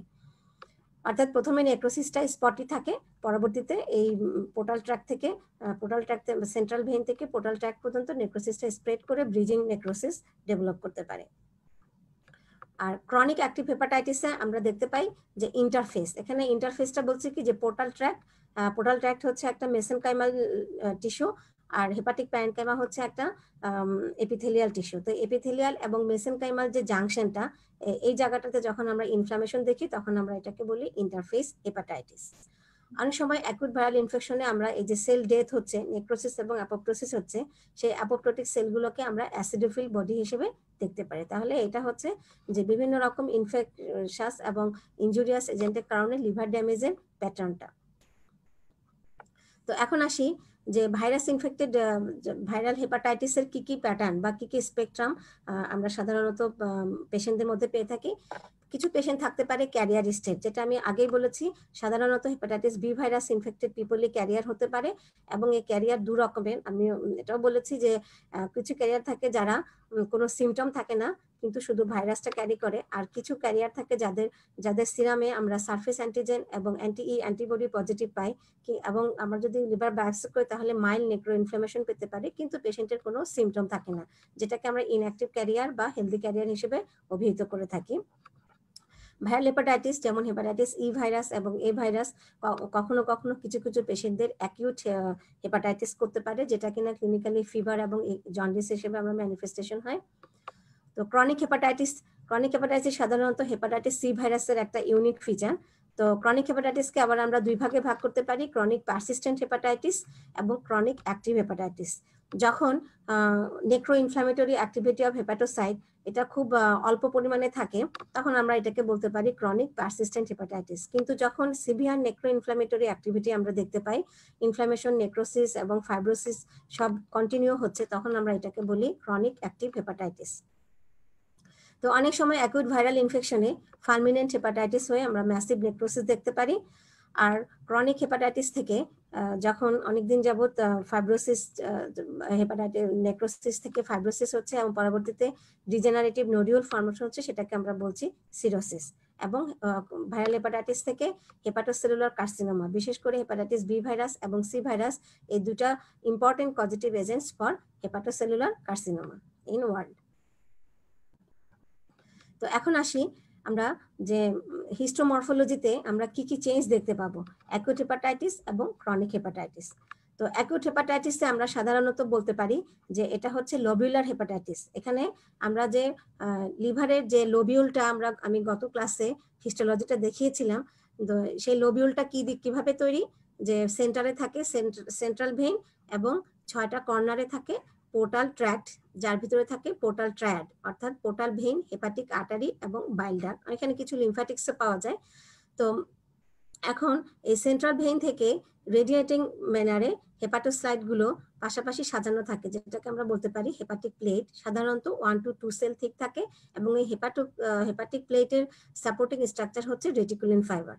আর এই দুটা হেপাটিক যে প্লেট গুলো, তার পাশেই থাকে হেপাটিক সাইনোসয়েডস। হেপাটিক সাইনোসয়েডস কি হচ্ছে, এটা হচ্ছে একটা ফেনেস্ট্রেটেড ব্লাড ভেসেল। তো ব্লাড কি করে হেপাটিক আর্টারির মাধ্যমে এবং পোর্টাল ভেইনের মাধ্যমে ব্লাড লিভারে ঢুকে। পোর্টাল ভেইন আসে জিআইটি থেকে ব্লাড নিয়ে, আর হেপাটিক আর্টারি অন্যান্য এরিয়া থেকে ব্লাড নিয়ে পোর্টাল ট্র্যাক্টের মাধ্যমে লিভারে ঢুকে তারা হেপাটিক সাইনোসয়েডে তারা একসাথে মিশে ব্লাডটাকে সেন্ট্রাল ভেইনে তারা ড্রেন করে। সেন্ট্রাল ভেইন থেকে ব্লাডটা তখন হেপাটিক ভেইন মাধ্যমে ইনফিরিয়র ভেনা কাভাতে চলে যায়। তো এই যে লিভারের যে লোবিউল, আমরা ক্লাসিক হেপাটিক লোবিউলটা বলেছি, তো এই লোবিউলার আর্কিটেকচারটা সাধারণত হেপাটাইটিস বা বিশেষ করে ভাইরাল হেপাটাইটিস ইনফেকশন হলে লোবিউলার আর্কিটেকচারটা লস হয়, তো যেটাকে আমরা বলি লোবিউলার ডিসঅ্যারে। এবং লোবিউলার ভিতরে আমরা যখন ইনফ্লামেশন দেখি, তো আমরা বলতে পারি এটাকে লোবিউলার হেপাটাইটিস।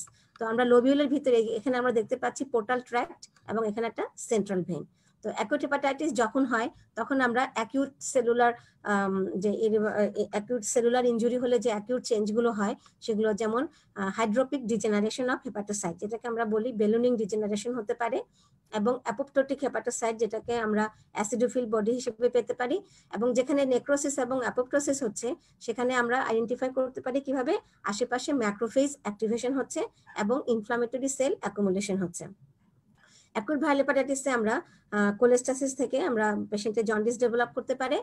আর অ্যাকুট ভাইরাল হেপাটাইটিসের একটা ইম্পর্টেন্ট ফিচার হচ্ছে কি, যে মাইল্ড পোর্টাল ট্র্যাক্ট ইনফ্লামেশন, এবং এখানে সাধারণত অ্যাকুট ইনফ্লামেটরি সেলের বদলে আমরা লিম্ফোপ্লাজমোসাইটিক ইনফ্লামেশনটাই আমরা বেশি দেখে থাকি। In contrast to acute hepatitis, chronic হেপাটাইটিসে যেহেতু এই হেপাটাইটিসটা অনেক দিন যাবত চলতে থাকে, অ্যাটলিস্ট মোর দেন 6 মান্থস ইনফেকশনটা চলতে থাকে, তো এখানে আমরা একটু অন্যরকম ফাইন্ডিংস পাবো। এখানে আমরা পোর্টাল ট্র্যাক্টে ইনফ্লামেশন বেশি পাবো, বিশেষ করে লিম্ফোপ্লাজমোসাইটিক ইনফিলট্রেট হবে, এবং পোর্টাল ট্র্যাক্ট থেকে এই ইনফ্লামেটরি সেলগুলো এক্সটেন্ড করবে পোর্টাল হেপাটিক লোবিউলের ভিতরের দিকে। অর্থাৎ যখন এই পোর্টাল ট্র্যাক্টের স্ট্রাকচার এবং প্যারেনকাইমাল এই দুটোর মাঝখানে জাংশনে, অর্থাৎ এপিথেলিয়াল এবং মেসেনকাইমাল টিস্যুর জাংশনে যখন ইনফ্লামেশনটা থাকে, তখন আমরা এটাকে বলি ইন্টারফেস হেপাটাইটিস। তাহলে পোর্টাল ট্র্যাক্ট ইনফ্লামেশন এবং ইন্টারফেস হেপাটাইটিস, এগুলা হচ্ছে সাধারণত ক্রনিক হেপাটাইটিসে বেশি পাওয়া যায়। তারপরে আমরা বলেছি যে অনেকদিন যাবত এখানে হেপাটোসাইট ইনজুরি হচ্ছে, নেক্রোসিস হচ্ছে, অ্যাপোপ্টোসিস হচ্ছে, তো পরবর্তীতে সেখানে উন্ড রিপেয়ারের মতোই এখানে ফাইব্রোসিস হচ্ছে। তাহলে এখানে পোর্টাল ট্র্যাক থেকে সেন্ট্রাল ভেন পর্যন্ত একটা ব্রিজিং ফাইব্রোস, প্রথমে ব্রিজিং নেক্রোসিস থাকবে, পরবর্তীতে নেক্রোটিক এরিয়াতে ফাইব্রোসিস হয়ে ব্রিজিং ফাইব্রোসিস হবে। তারপরে আমরা এখানে কিছু ম্যাক্রোফেজ অ্যাক্টিভেশন এবং ক্রনিক ইনফ্ল্যামেটরি সেল আমরা লোবিউলে পেতে পারি, তবে অ্যাকিউটে সবচেয়ে বেশি লোবিউলার ইনফ্ল্যামেশন হয়, ক্রনিকে লোবিউলার ইনফ্ল্যামেশনের চাইতে পোর্টাল ট্র্যাক্টে ইনফ্ল্যামেশনটাই বেশি থাকে। তো যদি হেপাটাইটিস বি ভাইরাস ইনফেকশন হয়, এবং আমরা জানি যে হেপাটাইটিস বি ভাইরাস লিভার সেলকে ইনফেক্ট করে এবং সেটা সিরামেও পাওয়া যায়, তো লিভার সেলের ভিতরে আমরা হেপাটাইটিস বি সারফেস অ্যান্টিজেনটা আমরা ইমিউনোস্টেন করে ডিটেক্ট করতে পারি। আর আরেকটা মরফোলজিক্যাল চেঞ্জ হচ্ছে কি, যে যেই সেলের ভিতরে হেপাটাইটিস বি ভাইরাসটা ঢুকে, তো সেটা সাধারণত গ্রাউন্ড গ্লাস অ্যাপিয়ারেন্স দেখা যায় হেপাটোসাইটটা, যেটা আমি একটু পরে স্লাইড দেখাচ্ছি। আর যদি hepatitis C virus infected hepatocyte, এটা সাধারণত স্টেয়াটোসিসটা বেশি দেখা যায়। তো এখন আসি, আমি একটু সামারি বললাম যে অ্যাকুট হেপাটাইটিস এবং ক্রনিক হেপাটাইটিসে আমরা কি কি ধরনের মরফোলজিক্যাল প্যাটার্ন পেয়ে থাকি। তো অ্যাকুট হেপাটাইটিসে যদি আমরা বলি যে হেপাটোসাইট গুলো সোয়েলিং হবে, এখানে আমরা যেটাকে বলি ব্যালুনিং ডিজেনারেশন। তো কিভাবে হেপাটোসাইট সোয়েলিং হয়, কিভাবে নেক্রোসিস হয়, এই মেকানিজমটা আমি গত ক্লাসে বলেছি। তো আবার কিছু কিছু সেল সোয়েলিং হয়ে মেমব্রেন রাপচার করে পরবর্তীতে নেক্রোসিস হয়ে যায়। আর কিছু হেপাটোসাইট কি হয় যে শ্রিঙ্ক করে এবং পরবর্তীতে এগুলা অ্যাপোপ্টোটিক ডেথ হয়, তো যেগুলো আমরা অ্যাসিডোফিল বডি হিসেবে পেয়ে থাকি। প্রথমে স্পটি নেক্রোসিস থাকে, যেটাকে আমরা বলি পিসমিল নেক্রোসিস, এবং পরবর্তীতে এই নেক্রোসিসটা পোর্টাল ট্র্যাক্ট এবং সেন্ট্রাল ভেনকে কানেক্ট করে, যেটাকে আমরা বলতে পারি ব্রিজিং নেক্রোসিস। এবং পুরো অ্যাসিনাই জুড়ে যখন নেক্রোসিস থাকে আমরা সেটাকে বলি প্যান অ্যাসিনার নেক্রোসিস। পুরো লোবিউল জুড়ে আমরা ইনফ্লামেশন পেতে পারি এবং সেখানে বেশিরভাগ ক্ষেত্রে আমরা লিম্ফো প্লাজমোসাইটিক ইনফিলট্রেট এবং ম্যাক্রোফেজ পেয়ে থাকি। যদি হেপাটাইটিস বি ভাইরাস ইনফেকশন হয় আমরা গ্রাউন্ড গ্লাস হেপাটোসাইট পাবো, আর হেপাটাইটিস সি ভাইরাস ইনফেক্টেড হলে আমরা মাইল্ড ফ্যাটি চেঞ্জ পাবো। তো এখানে আমি মরফোলজিক্যাল অর্থাৎ একটা লিভার গ্রসলি কেমন দেখা যায় অ্যাকুট ভাইরাল হেপাটাইটিসে সেটা দেখাচ্ছি। যে লিভারে এখানে আমরা প্যাচি হেমোরেজ দেখতে পাচ্ছি এবং লিভারের কালারটাও ট্যান কালার হয়ে গেছে, নর্মাল ট্যান কালার থেকে এটা ফেড কালার হয়ে গেছে। যখন ফালমিনেন্ট হেপাটাইটিস বা অ্যাকিউট লিভার ফেলিউর হয় তখন লিভারটা পুরোটাই শ্রিঙ্ক করে যায়, যেহেতু এখানে ম্যাসিভ একটা নেক্রোসিস হয়। এখন আমরা অ্যাকিউট ভাইরাল হেপাটাইটিসে একটা হিস্টোমরফোলজিক্যাল প্যাটার্ন আমরা দেখতে পাচ্ছি। তো আমি যেটা বলেছি গত ক্লাসে, আমি একটা হেপাটিক লোবিউলের যে নর্মাল হিস্টোলজি দেখিয়েছি, যে সেন্টারে সেন্ট্রাল ভেইন এবং 6 কর্নারে পোর্টাল ট্র্যাক্ট থাকে। তো আমার মনে হয় সবার কাছে ওই ছবিটা সবার মাথায় আছে। তো তার সাথে কম্পেয়ার করে, তো যারা সাধারণত যারা হিস্টোলজি যাদের একটু বুঝতে অসুবিধা হচ্ছে তাদের জন্য বলছি, যে ওই ছবিটার সাথে যদি আমরা কম্পেয়ার করি তাহলে আমরা এখানে দেখতে পাচ্ছি টোটাল লোবিউলার আর্কিটেকচার লস্ট, অর্থাৎ যে সেন্ট্রাল ভেইন থেকে রেডিয়েটিং ম্যানারে হেপাটোসাইট গুলো কর্ড লাইক একটা প্লেট তৈরি করে রেডিয়েটিং ম্যানারে সাজানো থাকে, সেই আর্কিটেকচারটা এখানে টোটালি লস হয়ে গেছে।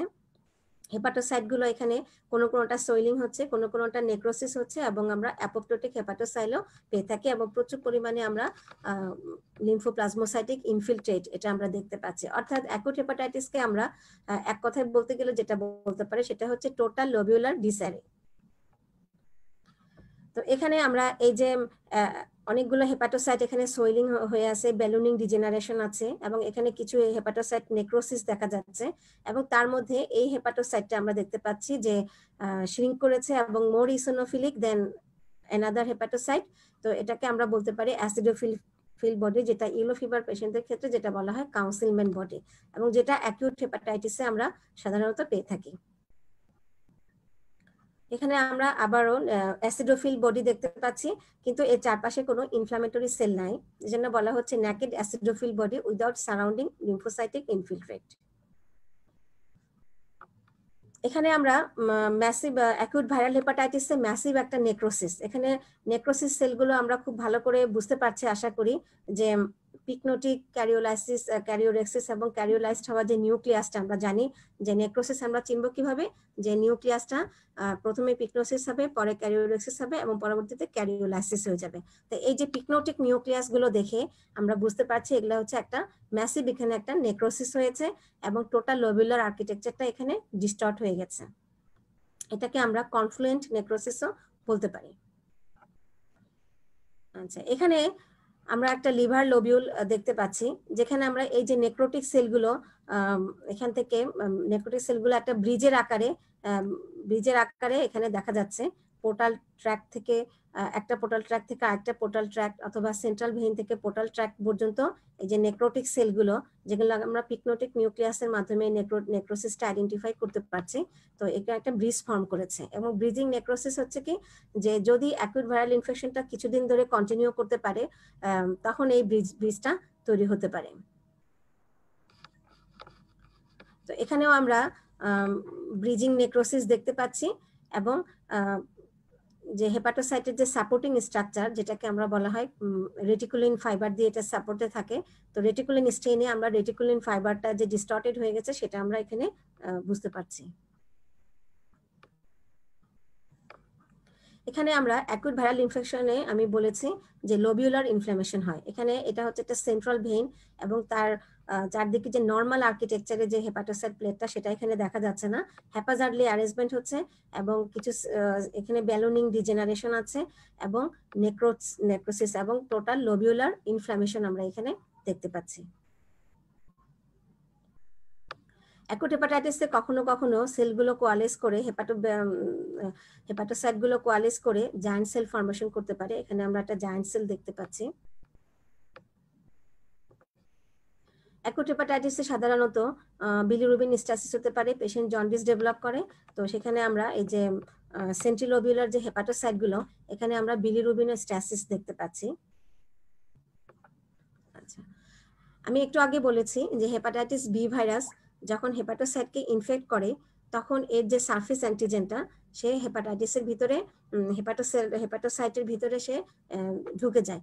তো হেপাটোসাইটের ভিতরে যে এই যে সারফেস অ্যান্টিজেনটা যখন ঢুকে এবং হেপাটোসাইটের মধ্যে কিছু ইনজুরি করে, তখন পুরো হেপাটোসাইটের যে নর্মাল যে আর্কিটেকচার সেটা লস হয়ে যায় এবং হেপাটোসাইটগুলো দেখতে অনেকটা গ্রাউন্ড গ্লাস বা ভাঙা কাঁচের টুকরার মতো দেখতে মনে হয়। তো যে এখানে আমরা এই যে প্রচুর গ্রাউন্ড গ্লাস হেপাটোসাইট দেখতে পাচ্ছি, যেটা একটা indirect evidence of hepatitis B virus infection. তো এটাকে আমরা কনফার্ম করার জন্য আমরা ইমিউনোপ্যারাক্সিডেজ স্টেইন করব। এই যে হেপাটোসাইটগুলোর ভিতরে যে গ্রাউন্ড গ্লাস হেপাটোসাইটগুলো, এর ভিতরে যে surface antigen hepatitis B surface অ্যান্টিজেনের উপস্থিতি প্রমাণ করছি আমরা ইমিউনোপ্যারাক্সিডেজ স্টেইনের মাধ্যমে। তারপরে আমরা হেপাটোসাইটের ভিতরে যে হেপাটাইটিস বি এর যে কোর অ্যান্টিজেনটা থাকে সেটাও আমরা ইমিউনোস্টেইনের মাধ্যমে আমরা এখানে আইডেন্টিফাই করতে পারি। এখানে আমরা ভিক্টোরিয়া ব্লু আরেকটা স্পেশাল স্টেইন, এর মাধ্যমে আমরা যে গ্রাউন্ড গ্লাস হেপাটোসাইট যে সেলগুলো, এর ভিতরে আমরা হেপাটাইটিস বি এর সারফেস অ্যান্টিজেনটা আমরা কনফার্ম করতে পারি। হেপাটাইটিস ডি ভাইরাস আমি আগে বলেছি এটা একটা ডেল্টা ভাইরাস, এটা সাধারণত বি ভাইরাস ক্যারিয়ার যারা তাদেরকে ইনফেক্ট করে। তো hepatitis D virus infected hepatocyte গুলো সাধারণত দেখতে স্যান্ডেড নিউক্লিয়াই থাকে, স্যান্ডেড নিউক্লিয়ার অ্যাপিয়ারেন্স থাকে। এখানে আমরা সেই অ্যাপিয়ারেন্সটা দেখতে পাচ্ছি। আচ্ছা, আমি আগেও বলেছি যে ক্রনিক হেপাটাইটিস বি ভাইরাস ইনফেকশনে যেরকম সারফেস অ্যান্টিজেনটা আমরা গ্রাউন্ড গ্লাস হেপাটোসাইট পাই, তো ক্রনিক হেপাটাইটিস সি ভাইরাস ইনফেকশনে আমরা সাধারণত পোর্টাল ট্র্যাক্টে বা লোবিউলের ভিতরে আমরা মাইল্ড প্রচুর পরিমাণে আমরা লিম্ফোপ্লাজমোসাইটিক অ্যাগ্রিগেট দেখি। অনেক সময় এই লিম্ফয়েড অ্যাগ্রিগেট গুলো ফলিকল ফর্ম করে, তো যেটা কিনা একটা special character of hepatitis C virus infection. এখানে আমরা লিম্ফয়েড অ্যাগ্রিগেট দেখতে পাচ্ছি পোর্টাল ট্র্যাক্টে। হেপাটাইটিস সি ভাইরাস ইনফেকশনে অনেক সময় ম্যাক্রোভ্যাসিকুলার স্টেয়াটোসিস হয়, অর্থাৎ ফ্যাটি চেঞ্জ হয়, ফ্যাটি অ্যাকুমুলেশন হয় হেপাটোসাইটের ভিতরে, যেটা একটা সি ভাইরাস ইনফেকশনে আমরা সাধারণত বেশিরভাগ ক্ষেত্রে পেয়ে থাকি। অ্যাকিউট ভাইরাল হেপাটাইটিসে আমরা জানি যে এটা কনফ্লুয়েন্ট বা ম্যাসিভ নেক্রোসিস হতে পারে, এবং এই নেক্রোসিসটা সাধারণত আমরা সেন্ট্রাল ভেইনের পাশে যে হেপাটোসাইটগুলো, যেগুলোকে সেন্ট্রাল লোবুলার হেপাটোসাইট বলা হয় বা জোন 3 হেপাটোসাইট বলা হয়, তো এই এরিয়াতে আমরা একটা সেন্ট্রাল লোবুলার নেক্রোসিস আমরা দেখতে পাচ্ছি। তো এখন আসি, আমরা আগেই বলেছিলাম যে ক্রনিক হেপাটাইটিস কখন হবে, যখন এই যে লোবিউলের ভিতরে নেক্রোসিস, ইনফ্ল্যামেশন, এই যে নেক্রো ইনফ্ল্যামেটরি অ্যাক্টিভিটিগুলো যখন মোর দেন 6 মান্থস পারসিস্ট করবে এবং পেশেন্টের সেরোলজিক্যালি অথবা বায়োকেমিক্যালি আমরা হেপাটাইটিস ভাইরাসের উপস্থিতি প্রমাণ পাবো, অর্থাৎ কখনো কোনো পেশেন্টের সারফেস অ্যান্টিজেন যদি 6 মাসের বেশি পজিটিভ থাকে, তো তখন আমরা বলতে পারবো যে পেশেন্টটা ক্রনিক হেপাটাইটিস। তো এই ক্রনিক হেপাটাইটিসের আবার দুইটা প্যাটার্ন আছে, একটা হচ্ছে ক্রনিক পারসিস্টেন্ট হেপাটাইটিস আর একটা হচ্ছে chronic active hepatitis. Persistent hepatitis আমরা কখন বলবো, যখন দেখবো যে লিমিটেড পেরিপোর্টাল ইনফ্ল্যামেশন, আমি একটু আগে স্লাইডে অনেক পেরিপোর্টাল ইনফ্ল্যামেশনের ছবি দেখিয়েছি। তো mild periportal fibrosis, hepatocyte necrosis minimum থাকবে, লিভার ফাংশন টেস্ট পেশেন্টের নর্মাল থাকবে বা মাইল্ড চেঞ্জ থাকবে, এবং সিরোসিস অনেক দেরি হবে, তখন আমরা বলতে পারি যে ক্রনিক পারসিস্টেন্ট হেপাটাইটিস। আর যদি দেখি যে লোবিউলের ভিতরে হেপাটিক লোবিউলে এক্সটেন্সিভ ইনফ্ল্যামেশন আছে, ফাইব্রোসিস আছে এবং হেপাটোসাইটের নেক্রোসিস আছে, লিভার ফাংশন টেস্ট পেশেন্টের অ্যাবনর্মাল আছে এবং পেশেন্ট আর্লি সিরোসিস বা আদার কমপ্লিকেশন যেমন অ্যাকুট হেপাটিক ফেলিওর ডেভেলপ করছে, তখন আমরা এটাকে বলবো ক্রনিক অ্যাক্টিভ হেপাটাইটিস। তো আমরা হিস্টোলজিক্যালি ক্রনিক অ্যাক্টিভ হেপাটাইটিসকে আমরা কিভাবে আইডেন্টিফাই করব, এখানে আমরা লিভার বায়োপসি টিস্যুতে আমরা ম্যাসিভ মানে নেক্রোসিস এবং ইনফ্ল্যামেশন দেখতে পাচ্ছি, total architectural loss of hepatic lobule এবং রিজেনারেটিভ হেপাটোসাইট, তার সাথে প্রচুর পরিমাণে আমরা নেক্রোসিস এবং ইনফ্ল্যামেটরি সেল অ্যাকুমুলেশন দেখতে পাচ্ছি, যেটা কিনা আমরা হিস্টোলজিক্যালি ডায়াগনোসিস করতে পারি ক্রনিক অ্যাক্টিভ হেপাটাইটিস হিসেবে। এখানে আমরা নেক্রোসিস এবং ইনফ্ল্যামেশন এই দুটো আমরা দেখতে পাচ্ছি। আচ্ছা, পারসিস্টেন্ট হেপাটাইটিস আমি বলেছি যে মাইল্ড ইনফ্ল্যামেশন এবং মাইল্ড ফাইব্রোসিস থাকবে, এখানে আমরা একটা মাইল্ড লোবিউলের ভিতরে একটা মাইল্ড ইনফ্ল্যামেটরি এরিয়া দেখতে পাচ্ছি, কিন্তু বাকি অন্যান্যগুলো নর্মাল, তো সেজন্য আমরা এটাকে ডায়াগনোসিস করতে পারি ক্রনিক পারসিস্টেন্ট হেপাটাইটিস হিসেবে। তো এই যে ক্রনিক হেপাটাইটিসে আমরা যে নেক্রোসিস, ফাইব্রোসিস, ইনফ্ল্যামেশন এবং পরবর্তীতে সিরোসিস ডেভেলপ করছে, এই যে কন্ডিশনগুলো আমরা দেখতে পাচ্ছি, তো এগুলো আমরা পেশেন্টকে ম্যানেজ করতে গেলে আমাদেরকে এগুলো গ্রেডিং এবং স্টেজিং করতে হয়। তো এই grading staging of chronic hepatitis, এটার জন্য আমরা যে ইন্ডেক্সটা ব্যবহার করি সেটা হচ্ছে হেপাটাইটিস অ্যাক্টিভিটি ইন্ডেক্স। অর্থাৎ ক্রনিক হেপাটাইটিসে এই যে নেক্রো ইনফ্ল্যামেটরি অ্যাক্টিভিটিগুলো, এগুলোকে আমরা মাইল্ড, মডারেট বা সিভিয়ার কোন ফর্মে আছে, পরবর্তীতে আমরা পেশেন্টকে কিভাবে ট্রিটমেন্ট করব সেটা দেখার জন্য আমরা এই হেপাটাইটিস অ্যাক্টিভিটি ইন্ডেক্সটা আমরা সাধারণত ব্যবহার করি। তো এই ইন্ডেক্সে আমরা কি কি পয়েন্টস গুলো দেখি, আমরা লিভার বায়োপসি টিস্যুতে ইন্টারফেস হেপাটাইটিস আমি আগেই বলেছি যে junction of the epithelial tissue এবং মেসেনকাইমাল টিস্যু, ওখানে যদি ইনফ্ল্যামেশন থাকে সেটাকে আমরা বলি ইন্টারফেস হেপাটাইটিস দেখতে পারি, অথবা পিসমিল বা স্পটি নেক্রোসিস দেখতে পারি, এবং এগুলোকে আমরা গ্রেড করেছি 0 থেকে 4 পর্যন্ত। আমরা যদি জোন 3 নেক্রোসিস বা সেন্ট্রিলোবুলার এরিয়াতে নেক্রোসিস, যেটাকে আমরা কনফ্লুয়েন্ট নেক্রোসিস দেখি, সেটা ফোকাল বা জোন 3 হতে পারে, সেটাকেও আমরা 0 থেকে 6 পর্যন্ত আমরা গ্রেড করব। তারপরে আমরা স্পটি নেক্রোসিস, অ্যাপোপ্টোসিস এবং ফোকাল ইনফ্ল্যামেশন, এগুলোকেও আমরা 0 থেকে 4 পর্যন্ত গ্রেড করব।